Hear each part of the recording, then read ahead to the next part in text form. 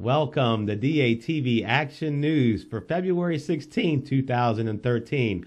I'm your host, Phil McCracken. And in the news today, the popular commercial Dos Equis gained more popularity today, but not because it's a great beer or because of its snappy advertisement. The well-known actor known as Jonathan Lippy, who was featured in the commercial and coined the catchphrase, "Stay thirsty, my friends," has died.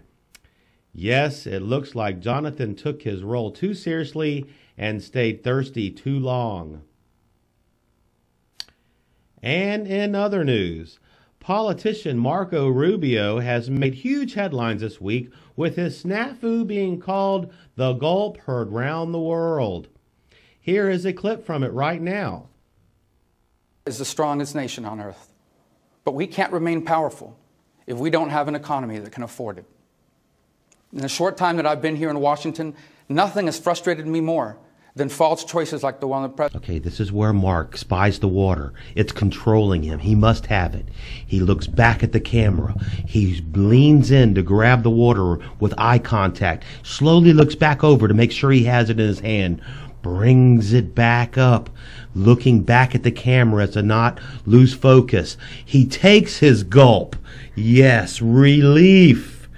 Relief. He's still looking at the camera. Slowly looks back down, puts the bottle back down on the chair, comes back up with the full eye contact, and my God, he's done it. He has taken the gulp that's heard round the world. Our big business. What we need is an accountable, efficient, and effective government. In this rebuttal from the State of the Union address, Marco got more than he bargained for as he made history in the media because his rebuttal got rebutted over and over again from the media, which continues to be rebutted. My only advice to Mark is, don't smoke your best weed before a speech. And in other news, a homeless hitchhiker saved the day when he took a ride from a crazy, but took care of business in the end. Watch this clip. What's up? I'm one of the heroes. Yeah. Can we talk to you? Do you mind? What do you want to talk about? What happened today? Well, went straight out of Dogtown, skateboarding, surfing it up. Before I say anything else, I want to say no matter what you've done, you deserve respect. Even if you make mistakes, you're lovable. And it doesn't matter your look, skills, or age, or size, or anything, you're worthwhile. No one could ever take that away from you.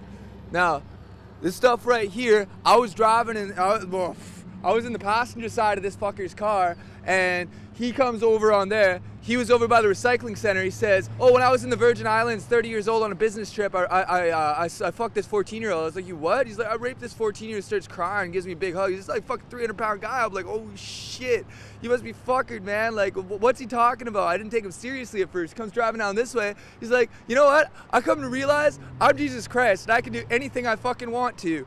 And watch this, bam, and he smashed into this fucking guy right there, pinned him in between that fucking truck. And so I hop out, I look over, the guy's pinned there. I mean, like, freight train riders know this. Like, if you get pinned between something, do not fucking move that shit, otherwise you bleed out. Like, motherfucker, I ran in, I grabbed the keys, he's fucking sitting there like nothing even happened. And like fucking like, man, if you started driving that car around again, man, there would have been a hell of a lot of bodies around here. Fucking I hop on out, and so I grabbed the bag, I threw it over by that pole right there, and then fucking buddy gets out, and these two women are trying to help him. He runs up and he grabs one of them, man. Like a guy that big can snap a woman's neck like a pencil stick. So I fucking ran up behind him with a hatchet, smash, smash, smash. Yeah. The lady said you saved her life. She was the one who got grabbed by that fucker. You know what? Fuck is cool. That guy ain't. Shit. Yes, this homeless hitchhiker's name was Kai, and DATV caught up with Kai today and asked him where he was heading when all this took place. He told us that he was going to the Palisades in California to smoke some righteous bud with his uncle, Pauly Shore.